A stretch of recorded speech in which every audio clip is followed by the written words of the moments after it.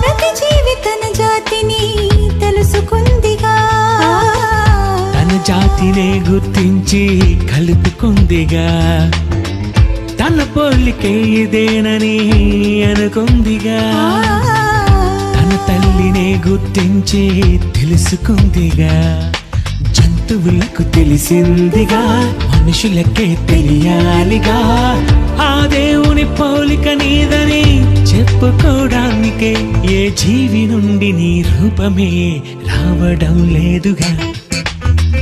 నీ పోలికే నాకిచ్చావు